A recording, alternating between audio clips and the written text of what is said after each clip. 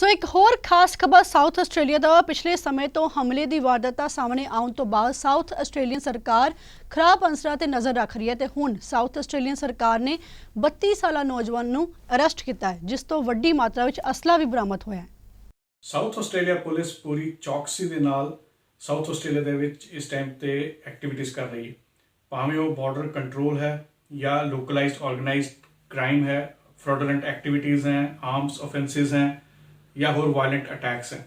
South Australia police पूरी सख्ती ਦੇ ਨਾਲ ਇਹਦੇ ਨਾਲ ਨਜਿੱਠ ਰਹੀ ਹੈ। ਅੱਜ ਸਾਊਥ ਆਸਟ੍ਰੇਲੀਆ ਪੁਲਿਸ ਨੂੰ ਇੱਕ ਵੱਡੀ ਕਾਮਯਾਬੀ ਹੱਥ ਲੱਗੀ ਜਦੋਂ ਉਹਨਾਂ ਨੇ ਇੱਕ 32 ਸਾਲਾ ਨੌਜਵਾਨ ਨੂੰ ਗ੍ਰਿਫਤਾਰ ਕੀਤਾ। ਸਾਊਥ ਆਸਟ੍ਰੇਲੀਆ ਦੇ ਪੁਲਿਸ ਦੇ डिटेक्टिव सुपरिटेंडेंट स्टीफन टेलर ने प्रेस कॉन्फ्रेंस दरम्यान दस्सिया कि इस 32 साला नौजवान के कोलों वड्डी गिनती के अलग अलग फायर आर्म्स बरामद किए गए, जिन्होंने अरेस्ट करके मैजिस्ट्रेट के कोल पेश किया गया ते नाल हुण फर्दर इन्वेस्टिगेशन शुरू कर दी गई है। First off, I think I'll provide a little bit of background and context to the events that led to yesterday's arrest. On the 11th of January in New South Wales, in a rural area called Harold's Cross, New South Wales detectives effected a search warrant and arrested 2 males at an operating clandestine drug laboratory. In that lab, with the 2 men, they were actually producing methamphetamine, and there was 50 litres of high-grade methamphetamine oil. That was destined for South Australia, and we believe that would produce somewhere in the vicinity of 50 to 60 kilos of high-grade methamphetamine. As a result of that activity, on the 11th of January, on the 12th of January, detectives from Serious and Organised Crime Branch here effected a number of searches across the metropolitan area, and which the inquiries led us to an address at Newton, where a 32-year-old male was arrested. He was arrested for firearms offences. There was a sawn-off shotgun was located, also a semi-automatic handgun, a large quantity of ammunition, somewhere in the vicinity of 800 rounds, 250 grams of methamphetamine, and also a silencer. As part of that investigation, detectives seized a Ford Territory and also a Holden utility. He was obviously arrested, and at some stage later he was released on bail. As a result of those investigations, a very comprehensive search was redone on those vehicles, and we actually located inside both vehicles very sophisticated concealment compartments had been purpose made. They seem to have been electronically operated. Whilst nothing was found in the Ford Territory, in the Holden ute, police found these firearms here. We have 2 semi-automatic pistols, a revolver, an AR-15, which is this firearm here. This has actually been modified to operate in a fully automatic capability, and also the Steyr fully automatic military weapon here. As a result of locating those further firearms, the same 32-year-old male was arrested yesterday.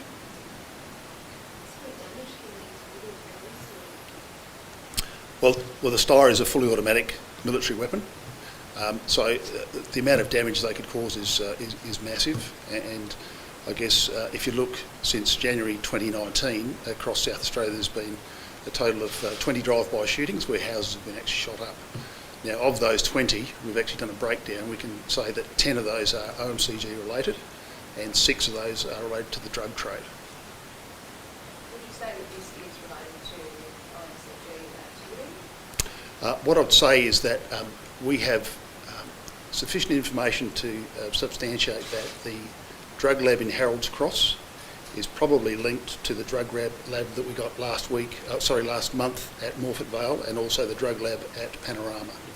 We think those 3 drug labs and these firearms are all related. And so we're able to divide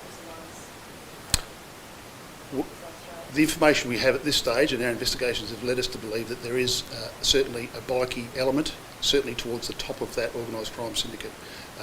At this stage we can't prove that, but we're certainly working towards that. Can you say what bike? I won't say what gang at this stage, but I will say it's a national gang. So this guy who's been arrested, you believe is a national syndicate?